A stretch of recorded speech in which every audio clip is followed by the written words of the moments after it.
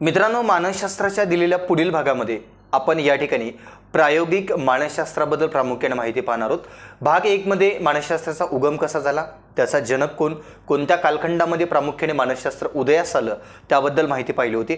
सोबतच आपण भाग 2 आणि भाग 3 मध्ये विविध मानसशास्त्रज्ञ असतील, त्यामध्ये काही शरीर विज्ञान शास्त्रज्ञ आहेत, त्यांनी वेगवेगळे सिद्धांत मांडलेले आहेत आणि त्या सिद्धांताच्या माध्यमातून मानसशास्त्राचं सायकोलॉजीचं महत्त्व विद्यार्थ्याच्या दृष्टीने, शिक्षकाच्या दृष्टीने आणि समाज घडवत असताना कशा पद्धतीने मानसशास्त्र उपयोगाला पडतं त्याबद्दल आपण माहिती पाहिलेली आहे। प्रामुख्याने मित्रांनो, ज्यावेळेस तुम्ही वर्तन बदलाचा अभ्यास करता त्यावेळेस वर्तन बदलाचा अभ्यास करत असताना प्रायोगिक दिलेली पद्धत ही मानसशास्त्रातील अतिशय महत्त्वाची पद्धत आहे।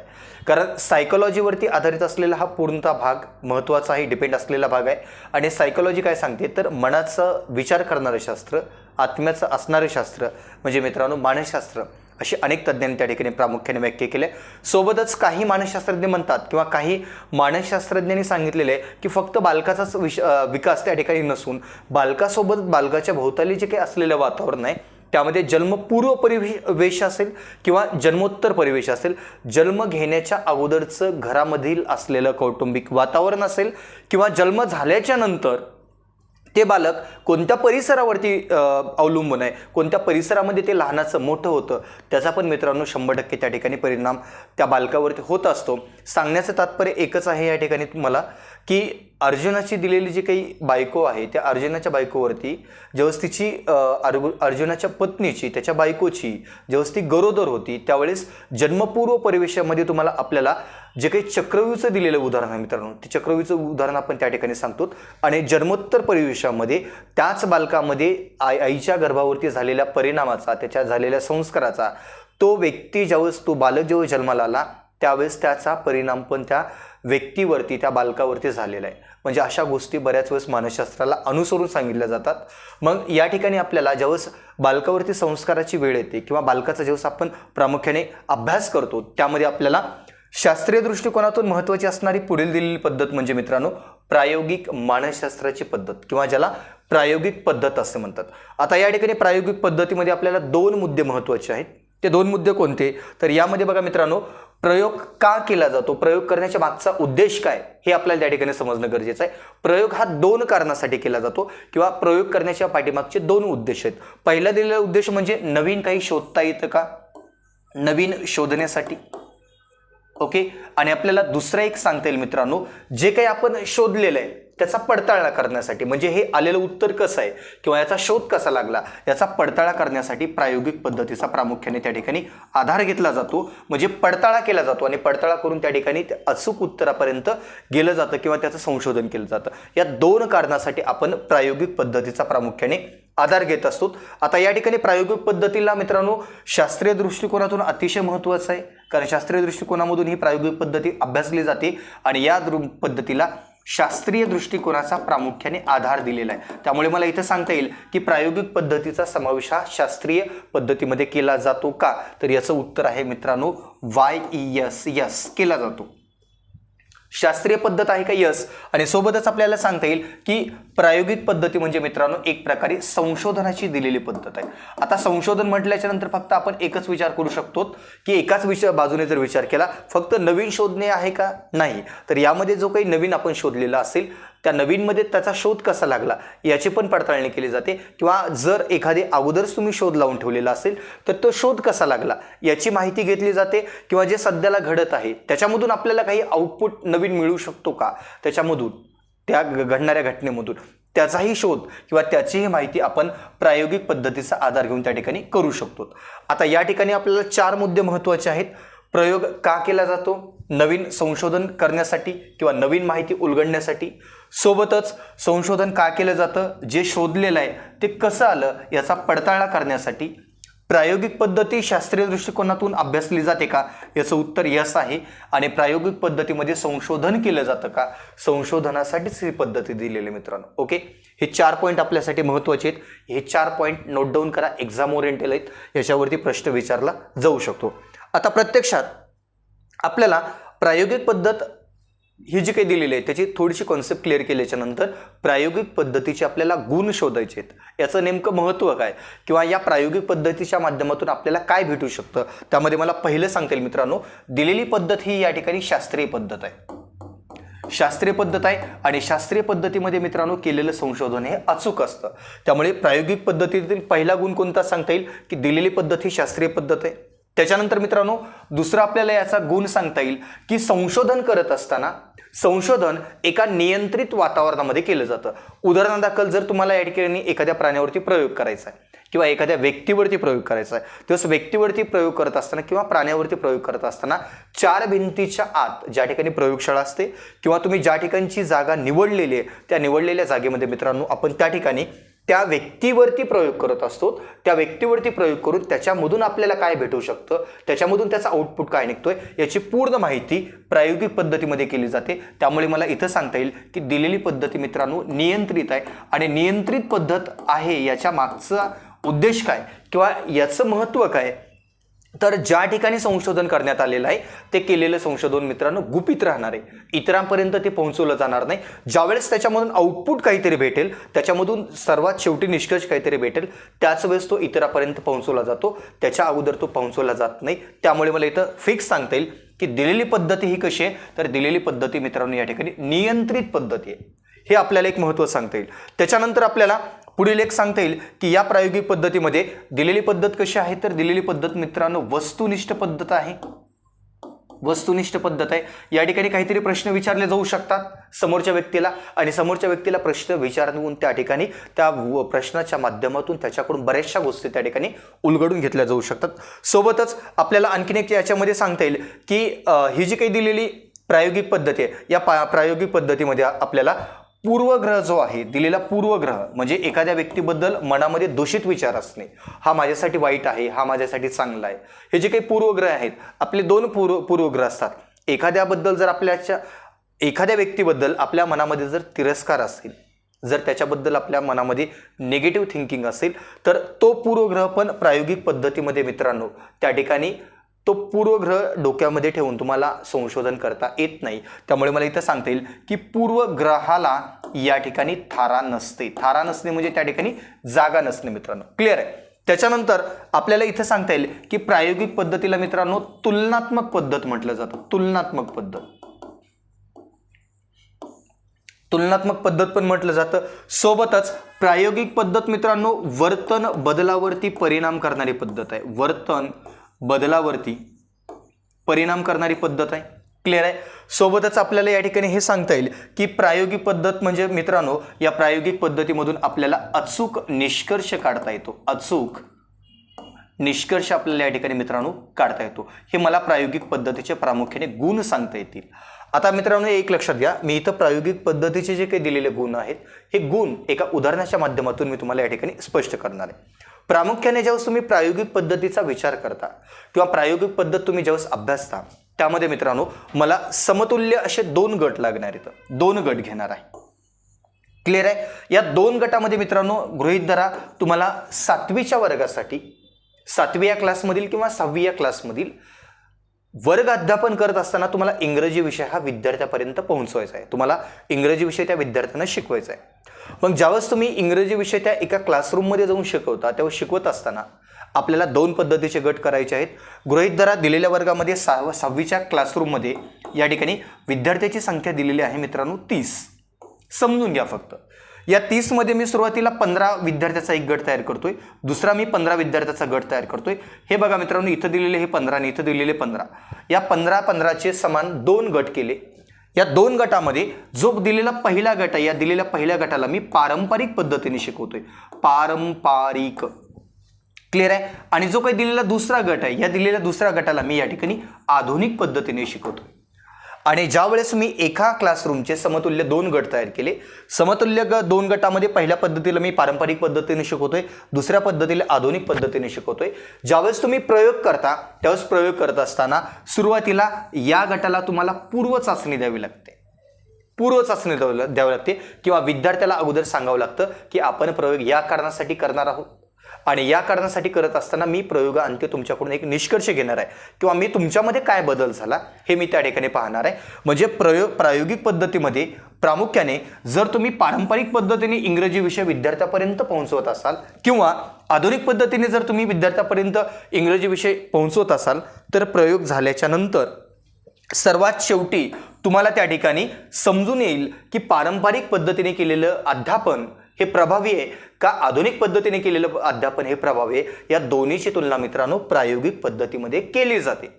त्यामुळे प्रायोगिक पद्धती शास्त्रीय दृष्टिकोनातून अतिशय महत्त्वाचे आणि ज्या पद्धतीने शास्त्रीय दृष्टिकोनातून त्याला आधार दिलेला आहे त्याच पद्धतीने वर्ग अध्यापन करत असताना पण आपल्याला या पद्धतीचा प्रामुख्याने आधार घ्यावाच लागतो आणि आधार घेऊनच आपल्याला पुढे जावं लागतं.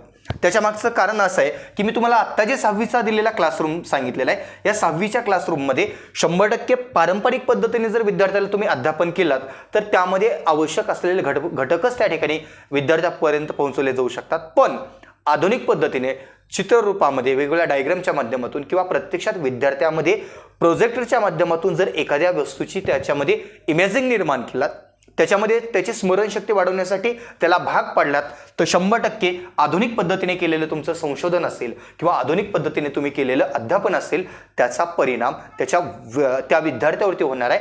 आणि विद्यार्थ्यावरती जर परिणाम झाला तर चित्ररूपामध्ये टीचिंग एड्सच्या माध्यमातून तुम्ही जे काही दाखवलेलं चित्र आहेत जे काही टीचिंग एड्स आहेत त्याचा प्रभावी अध्यापन होण्यासाठी 100% फायदा होणार आहे. त्यामुळे सध्याला जो काही रचनावादाचा दिलेला सिद्धांत आहे किंवा राज्य शासनाने महाराष्ट्र राज्य शासनाने प्रत्येक शाळेमध्ये जो सध्याला रचनावादावरती आधारित असलेला अभ्यासक्रम निर्माण केलेला आहे त्याच्या पाठीमागचं कारण म्हणजे मित्रांनो प्रायोगिक पद्धतीचा सिद्धांत सांगता येईल आपल्याला की प्रत्यक्षात विद्यार्थ्याच्या मनामध्ये कल्पना निर्माण करा त्या विद्यार्थ्याला त्या ठिकाणी अभ्यास करायला प्रवृत्त करा. पण अभ्यास करत असताना त्या विद्यार्थ्याला कशा पद्धतीचा अभ्यास केला पाहिजे तर फक्त थेरॉटिकल अभ्यास नको तर प्रॅक्टिकल शिक्षणाच्या माध्यमातून विद्यार्थ्याचा सर्वांगीण विकास करा. यासाठीच मित्रांनो सध्याला रचनावादाचा सिद्धांत किंवा ज्ञानवादाचा सिद्धांत प्रत्येक शाळेमध्ये सध्याला अवलंबला जातोय आणि त्या ठिकाणी त्याचं अध्यापन केलं जाते. ओके, या पद्धतीने आपल्याला प्रायोगिक पद्धतीचे गुण सांगता येतील. आता यानंतर मित्रांनो बघा प्रत्येक बाजूच्या ह्या त्या ठिकाणी 2 बाजू असतात. एकाच नाण्याच्या त्या ठिकाणी 2 बाजू असू शकतात. जर प्रायोगिक पद्धतीमध्ये जर गुण चांगले असतील तर त्याच पद्धतीने प्रायोगिक पद्धतीमध्ये दोष पण असणार आहेत. मग आपल्याला दोष कोणते सांगता येतील त्यामध्ये बघा मित्रांनो प्रायोगिक पद्धतीमध्ये मला पहिला दोष सांगता येईल तो म्हणजे समतुल्य गट मिळणे. समतुल्य गट मिळणे अवघड असते. आत्ताच तुम्हाला सांगितलं 6वीच्या क्लासरूममध्ये तुम्ही ज्यावेळेस 2 गट करता त्यावेळेस प्रत्येक गटामध्ये मित्रांनो ॲव्हरेजली मुलं असतील हे आपण सांगू शकत नाहीत. त्यामुळे पहिला दोष मला सांगता येईल की समतुल्य गट प्रत्येक वेळेसच भेटतील असंही काही नाही. त्याच्यानंतर मित्रांनो आपल्याला दुसरं एक सांगता येईल हा जो काही दिलेला प्रयोज्य आहे किंवा ज्याच्यावरती आपण प्रयोग करतो ज्या व्यक्तीवरती आपण प्रयोग करत असतो त्या व्यक्तीवरती प्रयोग करत असताना हा जो काही दिलेला प्रयोज्य आहे मित्रांनो हा दिलेला प्रयोज्य प्रत्येक वेळेस हा विश्वासार्ह मिळेल. विश्वासार्हता त्याच्यामध्ये असेलच असं आपण सांगू शकत नाही. कारण तुम्ही ज्यावेळेस त्या व्यक्तीवरती प्रयोग करता त्यावेळेस त्याला विचारलेले प्रश्न तो अचूक पद्धतीने देतोय का हे आपण 100% सांगू शकत नाही. फक्त आपण त्याचं ऑब्झर्वेशन करू शकतो आणि एखाद्या व्यक्तीवरती आपण त्या ठिकाणी दबाव टाकू शकत नाही. त्यामुळे प्रायोगिक पद्धतीमधील जो काही दिलेला दोष आहे तो दोष म्हणजे प्रयोज्य जो दिलेला आहे तो विश्वासार्ह असेलच असं नाही.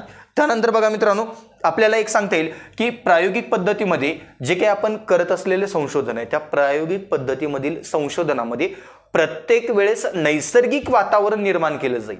जे नॅचरल आहे नॅचरल वातावरण प्रत्येक वेळेस निर्माण केलं जाईल असं मुळीच नसतं. काही ठिकाणी कृत्रिम वातावरण पण त्या ठिकाणी निर्माण केलं जाऊ शकतं.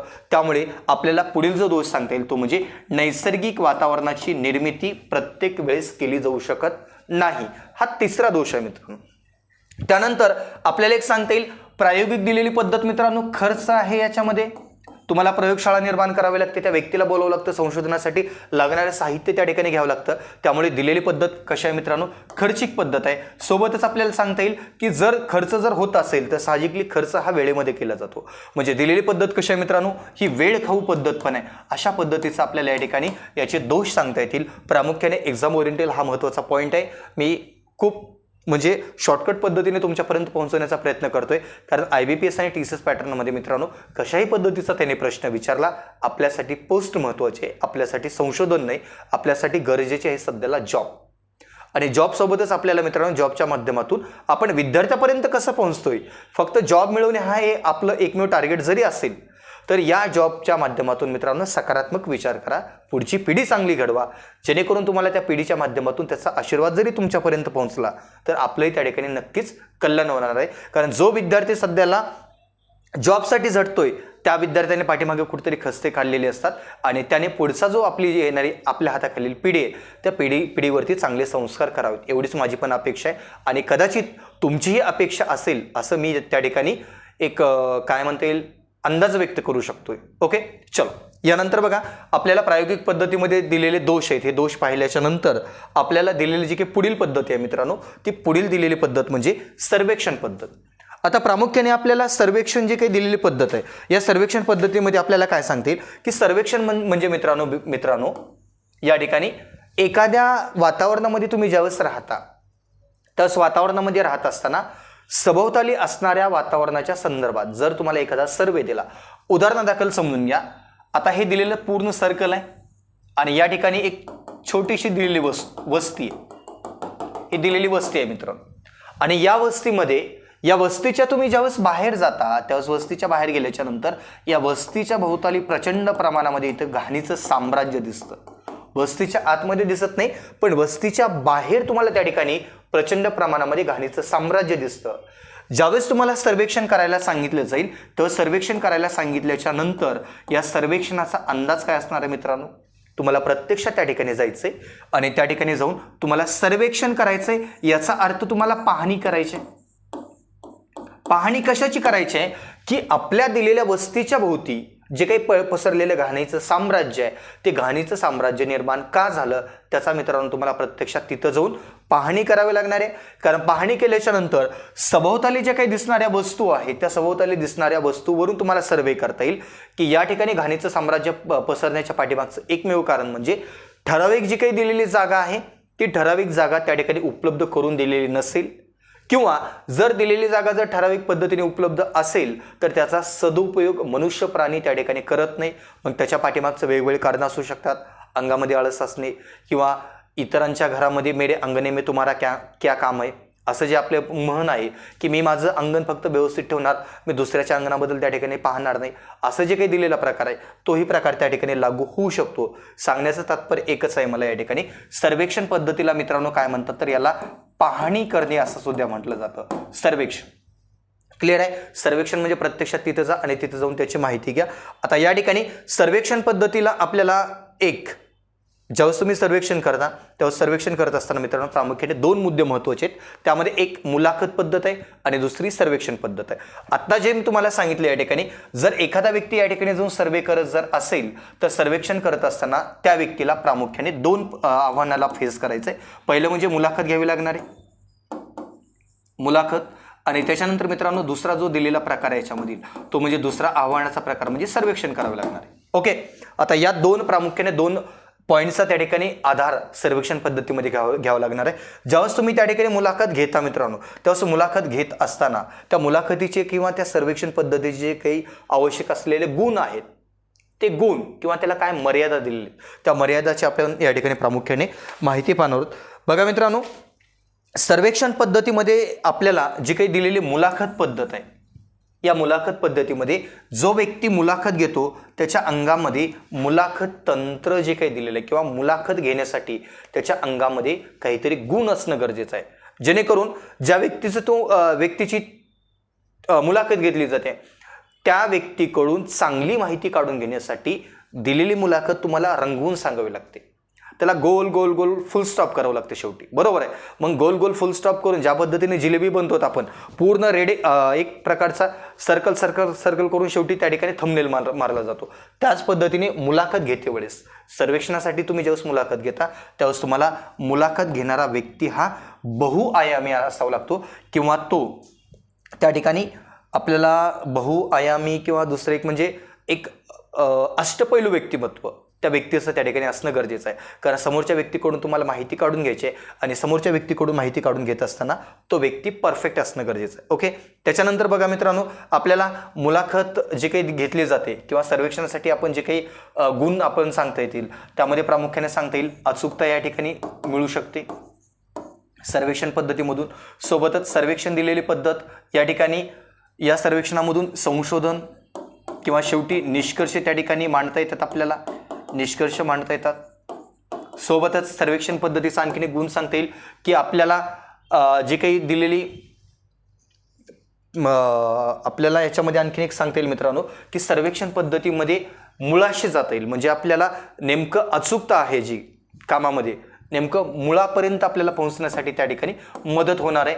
सोबतच सर्वेक्षण पद्धतीमधून आपल्याला एक सांगता येईल की सर्वेक्षणामधून त्या ठिकाणी तुम्हाला सर्वेक्षणाच्या माध्यमातून आपल्याला मुळाशी तर जाता येईल, त्याच्यावरती योग्य तो उपाय शोधता येईल, योग्य तो उपाय या ठिकाणी शोधता येईल. ओके, हे काही तुम्हाला एक्झाममध्ये याचे गुण वैशिष्ट्य विचारणार नाहीत. प्रामुख्याने फक्त तुम्हाला एकच सांगायचं आहे की सर्वेक्षण पद्धत म्हणजे काय, तर सर्वेक्षण पद्धत म्हणजे पाहणी करणे आणि सर्वेक्षण पद्धतीमध्ये सर्वात महत्त्वाचे 2 पॉईंट कोणते, ते म्हणजे एक पहिला मुलाखत आणि दुसरा दिलेला सर्वेक्षण. हे 2 पॉईंट मित्रांनो महत्त्वाचे आहेत, कारण तुम्हाला मुलाखत घेऊनच त्या ठिकाणी सर्वे करावा लागणार आहे. वस्तीच्या भोवताली घाण निर्माण का होते याची मुलाखत प्रश्नावलीच्या माध्यमातून तुम्हाला घ्यावी लागणार आहे. क्लिअर आहे? ओके, हे 2 पॉईंट त्या ठिकाणी महत्त्वाचे आहेत, ते 2 पॉईंट त्या ठिकाणी आठवणीमध्ये ठेवा. आता सर्वेक्षण पद्धतीच्या मर्यादा काय आहेत? सर्वेक्षण करत असताना बघा मित्रांनो, प्रत्येक वेळेसच त्या ठिकाणी येणारे निष्कर्ष हे परिस्थितीला अनुरूप असणार आहेत, म्हणजे नेमकं समोरचं वातावरण कसं आहे त्या वातावरणानुसार या ठिकाणी आउटपुट निघत असतात या सर्वेक्षण पद्धतीमध्ये. सोबतच मित्रांनो, सर्वेक्षण दिलेली पद्धत ही वेळखाऊ पद्धत आहे. सर्वेक्षण दिलेली पद्धत या ठिकाणी मित्रांनो खर्चिक पद्धत आहे आणि या ठिकाणी सर्वेक्षण पद्धतीची जी काही दिलेली मर्यादा आहे त्या मर्यादेमध्ये मित्रांनो, जसं तुम्ही मुलाखत तंत्राचा त्या ठिकाणी अवलंब करता, जसं मुलाखत तंत्राचा अवलंब करत असताना समोरचा व्यक्ती ज्यावेळेस मुलाखत देतोय त्यामधून सत्य बाहेर निघेल का नाही याबद्दल त्या ठिकाणी द्विधा मनस्थिती निर्माण होऊ शकते आणि त्यामुळे त्याचा परिणाम या सर्वेक्षण पद्धतीवरती होत असतो. पॉईंट महत्त्वाचा आहे, समजून घ्या आणि या ठिकाणी हे 2 शब्द आठवणीमध्ये ठेवा. ओके, यानंतर बघा मित्रांनो, आपल्याला दिलेली जी काही दिलेली पुढील पद्धत आहे ती पुढील पद्धत म्हणजे सर्वेक्षण पद्धत, जीवन वृत्तांत पद्धत. आता जीवन वृत्तांत पद्धत म्हणजे काय, तर एखाद्या व्यक्तीचा म्हणण्यापेक्षा आपण काही व्यक्तीचा जीवनाच्या संदर्भात सखोल जी काही घेतलेली माहिती असते त्याला म्हणतो मित्रांनो आपण जीवन वृत्तांत पद्धत. जीवन वृत्तांत पद्धत काय, तर एखाद्या व्यक्तीच्या जीवनाची प्रामुख्याने घेतलेली पूर्ण माहिती म्हणजे जीवन वृत्तांत पद्धत. ओके, आता या ठिकाणी जीवन वृत्तांत पद्धतीच्या माध्यमातून आपल्याला त्या व्यक्तीच्या अंगामध्ये असलेले चांगले गुण, सवयी, आवड, निवड, सोबतच आपल्याला त्याच्या एखाद्या वृत्तीकडे पाहण्याची प्रवृत्ती, त्याची वृत्ती कशी आहे, पाहण्याचा दृष्टिकोन सांगता येईल आपल्याला, त्या वृत्तीलाच दुसरं नाव दृष्टिकोन त्याचा एखाद्या वस्तूकडे पाहण्याचा, त्यासोबतच त्याचा परस्पर संबंध कोणकोणत्या घटकासोबत येत आहे, परस्पर संबंध, याची पूर्ण बघा मित्रांनो माहिती आपल्याला जीवन वृत्तांत पद्धतीच्या माध्यमातून घेता येते. एखाद्या व्यक्तीचं सारांशपणे जीवन वृत्तांत लिहिणे, त्याचं आत्मचरित्र लिहिल्यासारखं मित्रांनो या ठिकाणी आपल्याला सांगता येईल. पण जीवन वृत्तांत पद्धतीचा अवलंब तुम्ही कशासाठी करू शकता किंवा जीवन वृत्तांत पद्धती कशासाठी महत्त्वाची आहे त्यामध्ये आपल्याला बघा मित्रांनो, पहिलं त्याचं जे काही दिलेलं गुण आहे तर पहिला गुण आपल्याला सांगता येईल की जीवन वृत्तांत पद्धतीत संबंधित जे काही दिलेले व्यक्ती आहे या व्यक्तीचे नातेवाईकासोबत असलेले चांगले गुण किंवा या व्यक्तीच्या अंगी असलेले चांगले विचार, चांगल्या संकल्पना आपल्यापर्यंत पोहोचवल्या जाऊ शकतात जीवन वृत्तांत पद्धतीच्या माध्यमातून. सोबतच आपल्याला या जीवन वृत्तांत पद्धतीचं आणखीन एक वैशिष्ट्य सांगता येईल, ती म्हणजे विद्यार्थ्याच्या मनावरती व्यक्तीच्या व सभोवतालच्या परिस्थितीचा सतत परिणाम होत असतो. जीवन वृत्तांत पद्धतीमध्ये बघा मित्रांनो, विद्यार्थ्याच्या मनावरती परिसराचा सतत परिणाम होत असतो आणि जर विद्यार्थ्याच्या मनावरती सतत परिणाम होत असेल तर भूतकाळामध्ये जे काही घडलेल्या घटना आहेत त्या भूतकाळामध्ये घडलेल्या घटनांचा तो वर्तमानामध्ये आढावा घेत असतो आणि वर्तमानामध्ये आढावा घेऊन तो भविष्याचा वेध घेत असतो. म्हणजे जीवन वृत्तांत पद्धती भूतकाळातील घटनावरती मात करण्यासाठी मित्रांनो एक उत्कृष्ट पद्धती आहे. माझ्या आयुष्यामध्ये जर एखादा घडलेला प्रसंग असेल, जर मी इतरांपर्यंत पोहोचवला, तर तो व्यक्ती माझ्या आयुष्यामध्ये घडलेला प्रसंग जर त्याच्या आयुष्यामध्ये तशा प्रकारचा जर प्रसंग घडलेला असेल, तर मी त्याच्यावरती काय उपाय केले होते, मी त्याच्यावरती कोणते मार्ग काढले होते, हे जर मी त्याच्यापर्यंत पोहोचवलेलं असेल तर कदाचित त्या गोष्टीचा त्याला 100% त्या ठिकाणी फायदा होत असतो. सोबतच आपल्याला एक सांगता येईल की जीवन वृत्तांत पद्धतीमधून माहितीचं संकलन केलं जाऊ शकतं मित्रांनो, माहिती संकलित केली जाऊ शकते या ठिकाणी. क्लिअर आहे. सोबतच आपल्याला आणखीन एक सांगता येईल की जीवन वृत्तांत पद्धतीमधून व्यक्ती समूहाची माहिती संकलित होते. व्यक्तीची तर होते, पण व्यक्ती समूहाचे पण बघा मित्रांनो या ठिकाणी माहिती संकलित करण्यासाठी या जीवन वृत्तांत पद्धतीचा आपण प्रामुख्याने आधार घेऊ शकतो आणि आधार घेतला जातो. आता या ठिकाणी जीवन वृत्तांत पद्धतीचे गुण पाहिल्याच्या नंतर याचे दोष किंवा याला मर्यादा काय आहेत, या मर्यादाचे पण आपल्याला या ठिकाणी माहिती असणं गरजेचे आहे. बघा या ठिकाणी मर्यादामध्ये आपल्याला दिलेली पद्धत संपूर्णपणे लक्ष केंद्रित, एखाद्या व्यक्तीवरती लक्ष केंद्रित करण्यासाठीच अवलंबली जाते, त्यामुळे इतर व्यक्तीवरती त्याचा परिणाम होऊ शकतो. त्यामुळे एक सांगता येईल की फक्त व्यक्ती केंद्रित पद्धती आहे, व्यक्ती केंद्रित पद्धती आहे. ओके, हा पहिला त्याचा दोष आहे, म्हणजे इतरांवरती दुर्लक्ष केलं जातं. सोबतच बघा मित्रांनो या पद्धतीला आपल्याला एक सांगता येईल की एका व्यक्तीला जी माहिती मिळते त्याचा निष्कर्ष आहे आणि त्याची उपचार पद्धती जी आहे की ते दिलेला निष्कर्ष असेल किंवा त्याची उपचार पद्धती इतर व्यक्तीला त्या ठिकाणी लागू होत नाही. त्यामुळे या जीवन वृत्तांत पद्धतीचे इतर दोष आहेत किंवा याला मर्यादा आहेत. माझ्या बाबतीमध्ये केलेलं संशोधन, माझ्यावरती करण्यात आलेलं संशोधन इतरांसाठी त्या ठिकाणी लागू होत नाही, हा त्याच्यामधील मुख्य दोष आहे, त्यामधील तो मर्यादा दिलेला.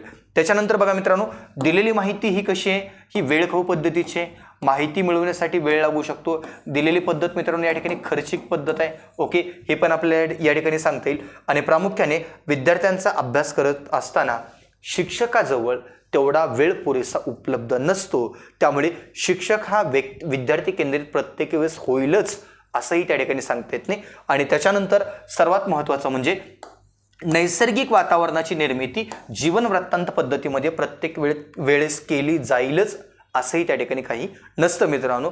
प्रामुख्याने मला या ठिकाणी जीवन वृत्तांत पद्धतीचा दोष सांगत असताना यामध्ये आणखीन एक पॉईंट नक्कीच मला त्या ठिकाणी ॲड करायला नक्की आवडेल, तो म्हणजे मित्रांनो जीवन वृत्तांत पद्धतीमधून मिळणारं जे काही सत्य आहे, जी काही मिळणारी माहिती आहे ती 100% अचूक असेलच का नाही हे पण आपण त्या ठिकाणी सांगू शकत नाही, कारण सांगणारा आणि बोलणारा या दोघांमध्ये तफावत निर्माण होऊ शकते. त्यामुळे या दिलेल्या जीवन वृत्तांत पद्धतीमध्ये अचूकता असू शकेलच असंही काही नाही. क्लिअर आहे. या पद्धतीने आपण जो दिलेला कोर गट आहे एक्झाम ओरिएंटेड तो या ठिकाणी क्लिअर केलेला आहे. आता या टॉपिकला अनुसरून मित्रांनो जे काही दिलेले प्रश्न आहेत ते प्रश्न आपण पुढील भागामध्ये पाहणार आहोत. या ठिकाणी मी थांबतोय. धन्यवाद.